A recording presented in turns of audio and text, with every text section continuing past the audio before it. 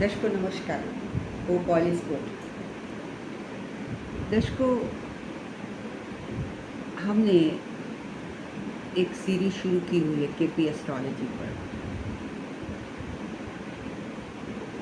बहुत ज़्यादा तो ज्ञान नहीं है मुझे केपी एस्ट्रोलॉजी का, बट हाँ, जितना कुछ भी मैं जान पाई हूँ उसको I would like to convey to you. देखिए, बिकॉज अर्थ जो है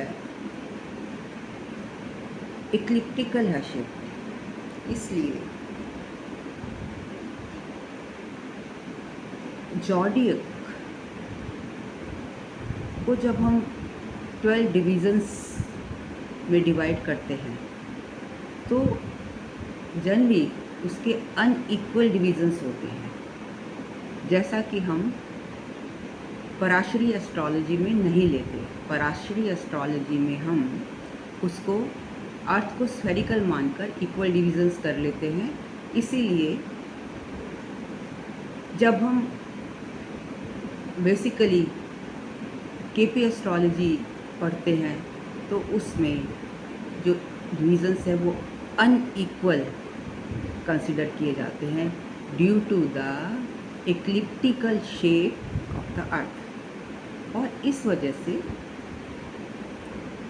दोनों चार्ट में डिफरेंस आ जाता है due to the unequal divisions. But यहाँ पर एक प्लस पॉइंट है कि हाउस की एग्जैक्ट पोजीशन हम जान पाते हैं और ज़्यादा एक्यूरेसी से। मैं ऐसा नहीं कहती कि मैं पराशरी ज़्यादा पढ़ती हूँ कि पराशरी में एक्यूरेसी नहीं है। एक्यूरेसी सभी में है, बट हर एक का रास्ता, जैसे जब हम कहते हैं पृथ्वी गोल है तो जिस पॉइंट से शुरू करते हैं उसी पॉइंट पर पहुँचते हैं। तो इसी तरीके से चाहे आप नाड़ी से पढ़ो, पराशरी पढ़ो, जमनई पढ़ो, केपी पढ़ो, कोई सा भी ज्ञान एस्ट्रोलॉजी का, रिजल्ट सबके लगभग सेम है। तो अब जो पराशरी और इसमें मेन डिफरेंस क्या रहा? पराशरी एस्ट्रोलॉजी में हम कोई भी इवेंट देखना होता है तो किसको रेफर करते हैं? डिविजनल चार्ट्स को रेफर करते हैं। नमाज को, अगर शादी देखनी है तो नमाज में जाते हैं, करियर देखना है तो D10 देखते हैं, एंड सो मतलब 16 चार्ट्स होते हैं। तो जो डिफरेंट डोमेन ऑफ लाइफ है उसके लिए हम डिफरेंट चार्ट्स को कंसल्ट करते हैं और अकॉर्डिंगली प्रेडिक्शन देते हैं। बट जो हमारी केपी एस्ट्रोलॉजी है वो बेसिकली नक्षत्रा बेस्ड है। इसमें जो भी प्रेडिक्शन दी जाती है वो नक्षत्रा के बेस पर दी जाती है।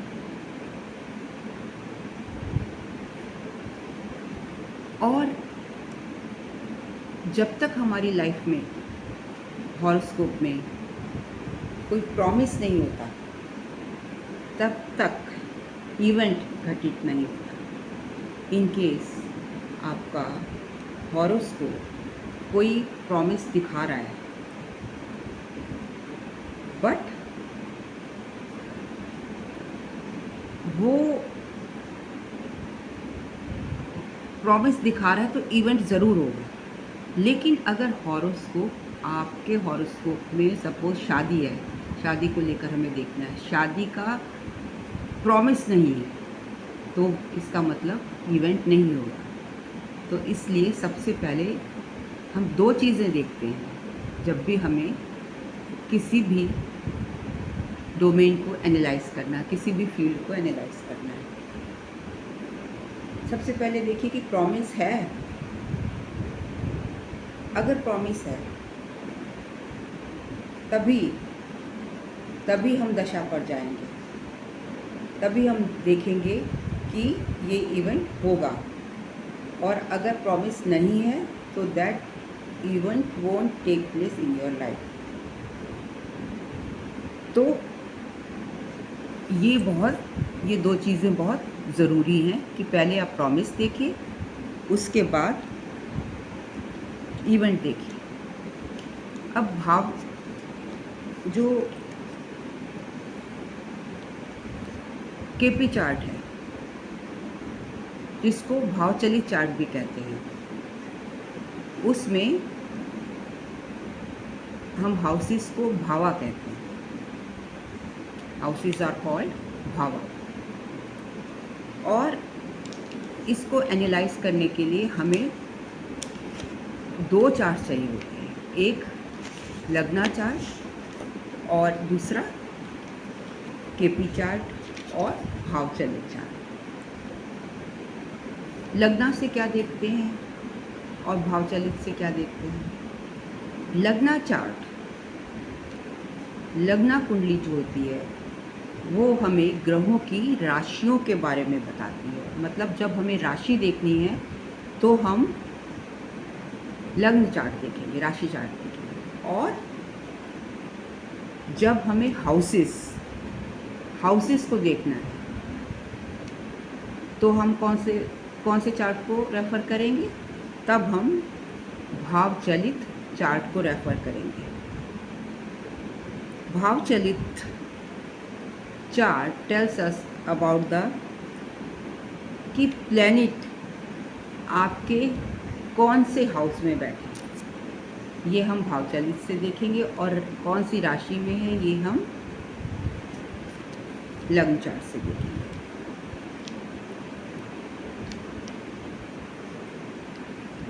केपी और जो पराशरी में मेन डिफरेंस यही है।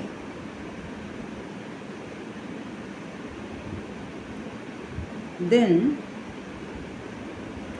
अगर हमें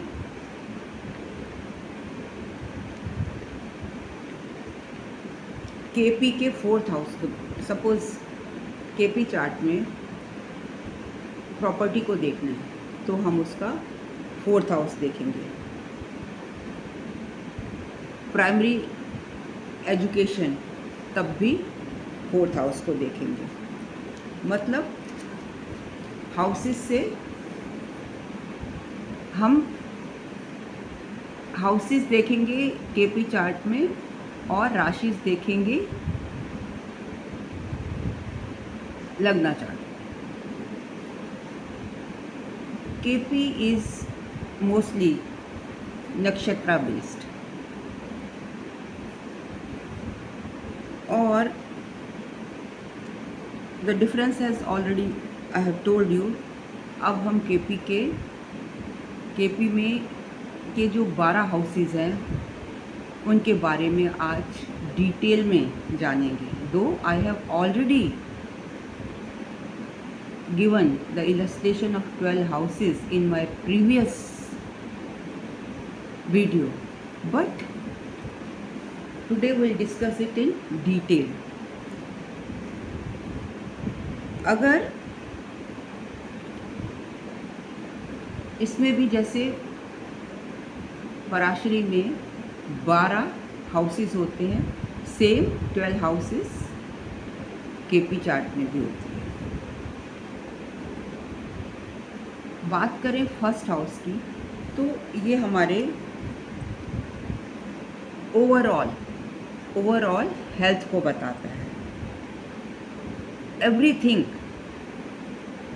everything about self. First house क्या है? सेल्फ।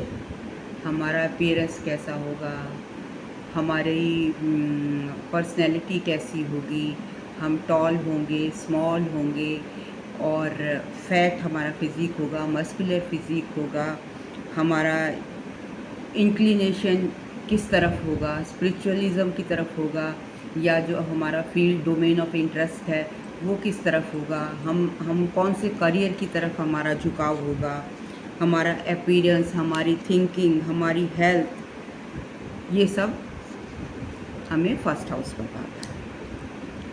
बात कर लेते हैं सेकंड हाउस की। सेकंड हाउस क्या है? अगर हमारा सेकंड हाउस अच्छा है तो it gives us a very good speech. ये हमारा फैमिली हाउस है। ये हमारे हमारे कैश को, हमारी वेल्थ को दर्शाता है।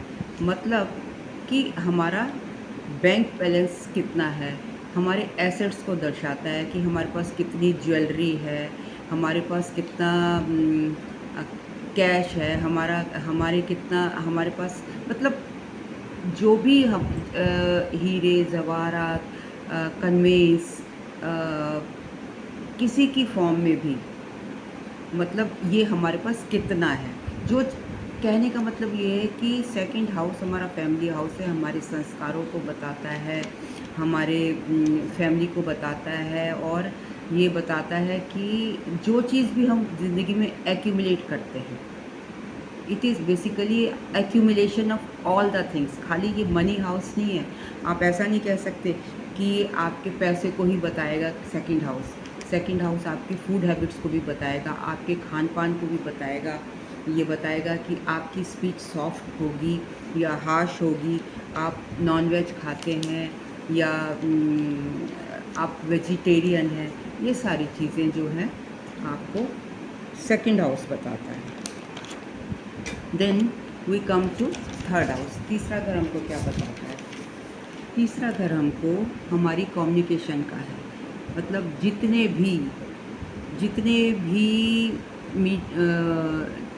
भी सोर्सेज हैं, जितने भी जो भी मीडिया से रिलेटेड है, वो सारा हमें थर्ड हाउस से ही पता लगता है।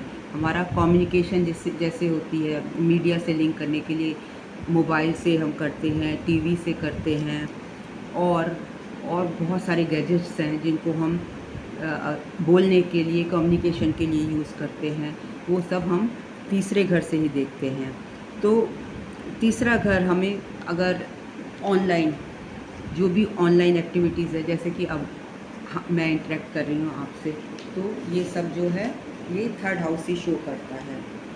हमारे जितने सिबलिंग्स हैं, और सब most important any type of document, जितने भी डॉक्यूमेंटेशन है, वो सारे हम चौथे घर से देखते हैं। चाहे वो कोड रिलेटेड हो, चाहे ऑफिस रिलेटेड हो, चाहे आपके घर के रिलेटेड हो या स्टडी रिलेटेड हो, जितने भी डॉक्यूमेंट्स हैं वो सारे हम कहाँ से देखते हैं? जैसे पासपोर्ट है, वीज़ा लगाना है, ये सारी चीज़ें, ये सब हमें थर्ड हाउस से ही पता लगता है। सर्टिफिकेट्स हैं हमारे, और जिस बिज़नेस डीलिंग्स हैं, बिज़नेस डीलिंग्स वगैरह भी हम कहाँ से देखते हैं? ये थर्ड हाउस से देखते हैं। गवर्नमेंट के जो कॉन्ट्रैक्टर्स हैं वो टेंडर लेते हैं, वो भी हम, मतलब टेंडर्स और गवर्नमेंट कॉन्ट्रैक्टर्स, ये सब हमारा तीसरा घर शो करता है। देखिए, ये मैंने सिर्फ पिछले वीडियो में आपको कम्युनिकेशन ही बताया था, बट ये सारी चीज़ें भी बहुत इम्पॉर्टेंट है। मतलब अब आपको जब तक डिटेल में नहीं पता होगा कि कौन से हाउस से हम क्या देख सकते हैं, तब तक आप उसका एनालाइज सही से नहीं कर सकते हैं।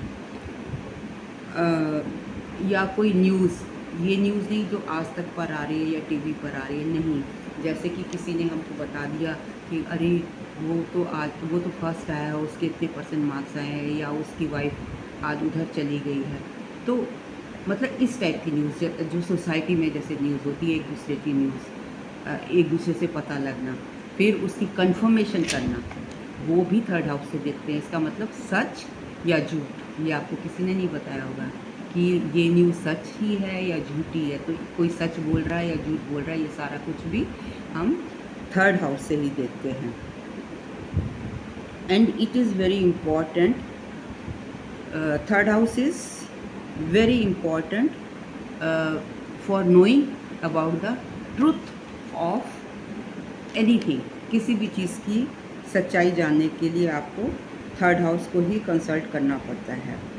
देन आते हैं फोर्थ हाउस पर। फोर्थ हाउस क्या है? हमारा नेटिव प्लेस, मतलब जहाँ पर हमारा जन्म हुआ। फोर्थ हाउस क्या है? हमारी कंफर्ट्स, अब देखो कंफर्ट्स और कंफर्ट जैसे कि गर्मी है आजकल, एसी ये हमारी कंफर्ट है, लग्ज़री गाड़ी में बैठना ये हमारी कंफर्ट है। जाने को साइकिल पर भी जा सकते हैं, बट आप लग्ज़री गाड़ी में, स्मार्ट गाड़ी में आप जा रहे हैं तो ये आपकी कंफर्ट है। ये मतलब जो लग्ज़रीज़ हैं वो 4th हाउस से जुड़ी हैं, लेकिन सुख सुख जो आनंद है हमारा वो 5th हाउस से जुड़ा है। सुख इससे नहीं जुड़ा है, इससे लग्ज़रीज़ और कंफर्ट्स जुड़ी हुई हैं।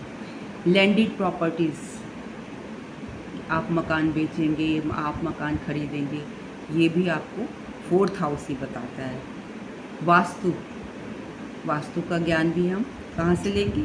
4th house. और जिनका 4th हाउस अच्छा होता है वो अच्छे कंसल्टेंट भी बन सकते हैं, they can become very good consultant.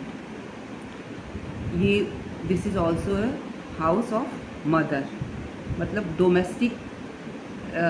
Domestic peace का, डोमेस्टिक एनवायरनमेंट का, नेटिव प्लेस का, मदर का, all these things are represented by 4th house, all our comforts.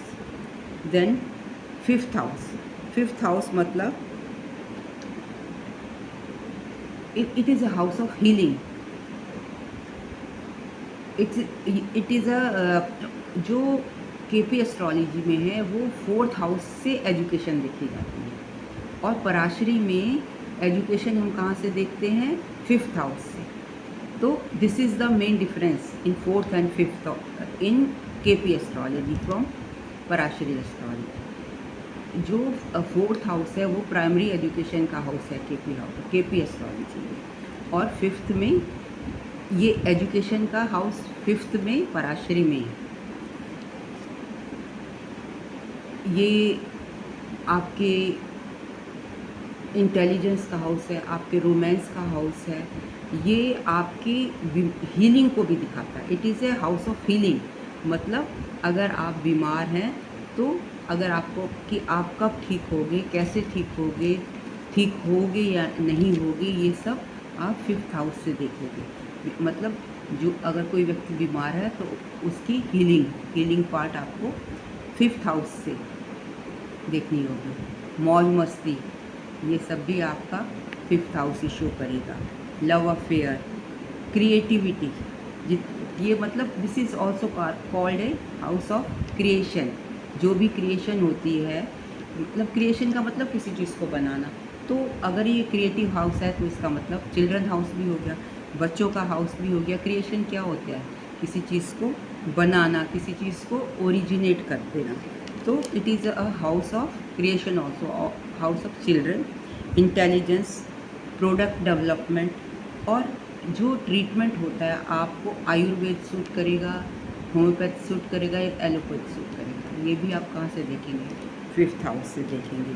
जितनी सॉफ्टवेयर इंडस्ट्रीज़ हैं ये जनरली आपको बुक्स में नहीं मिलेगा, बट आपसे जब कोई भी आप क्वेरीज आता है तो ये सारे क्वेश्चंस पूछता है आपसे, तो आपको जब तक इसका ज्ञान नहीं होगा कि कहाँ से देखेंगे तो आप कैसे बताएंगे। तो जितना ये सॉफ्टवेयर इंडस्ट्रीज़ हैं वो 5th हाउस से जुड़ी हुई हैं। Software development, past life regression, and then tarot reading, occult reading, and healing, all these are seen from 5th house. आपका solution, this is house of solution giver, मतलब कोई remedy आपने देखनी है या किसी चीज़ का सॉल्यूशन देखना है तो वो आपको 5th हाउस ही बताएगा। This is a house of Mantra also, मतलब आप मंत्र सिद्धि का घर भी कहते हैं और मंत्रा हाउस भी है। चमत्कार का घर है।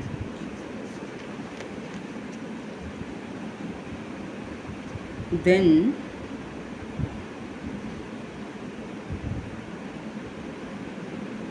हाँ, एक बहुत इम्पॉर्टेंट चीज़ कि अगर आपका 5th हाउस स्ट्रॉन्ग है और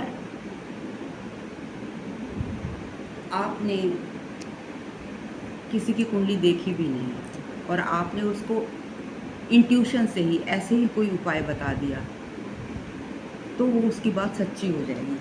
अगर 5th हाउस आपका स्ट्रॉन्ग है जिस व्यक्ति का 5th हाउस स्ट्रॉन्ग होता है, तो उसकी मुंह से बोली हुई रेमेडी, सपोज़ मैं आप एक टाइम नहाते हैं या 2 टाइम नहाते हैं, मैं बोलूँ आप एक टाइम नहाते हैं, मैं बोलूँ देखो सुबह जल्दी उठो, 5 बजे आप स्नान कर लो, फिर आप 2 बजे स्नान कर लो, फिर रात को स्नान कर लो। आप सोचोगे ये कैसी रेमेडी है? लेकिन जिसका 5th हाउस स्ट्रॉन्ग है, उसने अगर ये रेमेडी बोली है, तो देखना आप बिल्कुल ठीक हो जाएंगे, रिकवर हो जाएंगे। तो कहने का मतलब ये है कि जिसका 5th हाउस स्ट्रॉन्ग होता है, ऐसे लोग बहुत अच्छे एस्ट्रोलॉजर बन सकते हैं और उनके द्वारा कही गई बात पूरी हो जाती है। अब छठा घर जो है 6th हाउस डिजीज़ का है, डेप्थ्स का है, एनिमी का है, सर्विस हाउस है, कंपटीशन का हाउस है, बहुत सारी चीज़ें इससे देखते हैं। रोग का है, रिपू का है, कर्ज का है।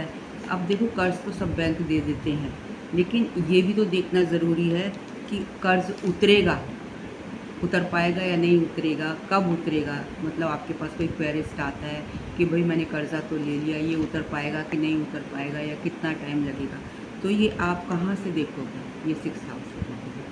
जितनी भी फाइट्स हैं, जिस तरीके की भी किसी भी तरीके की फाइट्स हो, वो भी लड़ाई फाइट्स, ये कौन दिखाता है?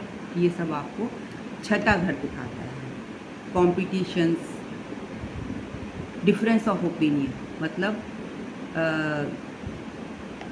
जैसे रिलेशनशिप है, उसमें डिफरेंस ऑफ ओपिनियन होती है 2 लोगों की, तो that is also seen from 6th house. अब बात कर लेते हैं 7th हाउस। 7वां घर आप सभी जानते हैं कि प्राइमरीली मैरिज का हाउस है। सभी प्रकार की जो लीगल साझेदारी, जो मैरिज है वो भी तो लीगल साझेदारी है ना, कानूनी पार्टनर, ये सब जो है आपके 7th हाउस से ही देखे जाते हैं। इंडिपेंडेंट अगर आपने बिजनेस करना है, स्वतंत्र व्यवसाय करना है, तो ये आप कहाँ से देखेंगे? 7th हाउस से देखेंगे। रिटेल शॉप खोलनी है, रिटेल बिजनेस है, किराने की शॉप है, ये सब आपको 7th हाउस से रिप्रेजेंट करते हैं। 8th हाउस क्या है? पीड़ा का घर है। It is very important. कोई किसी भी तरीके की परेशानी हो, तकलीफ़ हो, मिजरी हो, ग्रीफ हो, ये सब कहाँ से देखते हैं? ये सब हम मिसफॉर्च्यून है, ये सब हम 8th हाउस से देखेंगे। 8th हाउस से हम 8th हाउस एक इसको होल कहा जाता है, तो ये जड़ है बेसिकली। ये आपकी आयु भी दर्शाता है और 8th हाउस आपके लिए रिसर्च भी शो करता है। अगर आप रिसर्च शो करना चाहते हैं, रिसर्च करना चाहते हैं, तो आप 8th हाउस को ही देखेंगे। 8th हाउस की पोजीशन कैसी है। Occult sciences and unearned money, तो जो 2nd हाउस से देखते हैं हम अर्न्ड मनी, और वो हमारा पैसा, और ये जो है ये अनअर्न्ड मनी, मतलब जो बिना ज़्यादा मेहनत के, जो हमारी एंसेस्टर्स से हमको प्रॉपर्टी मिल जाती है या उनका पैसा धन दौलत मिलती है, वो सब हम 8वें घर से देखते हैं। या बाप दादा की जो जायदाद है वो सब 8वें घर से देखेंगे।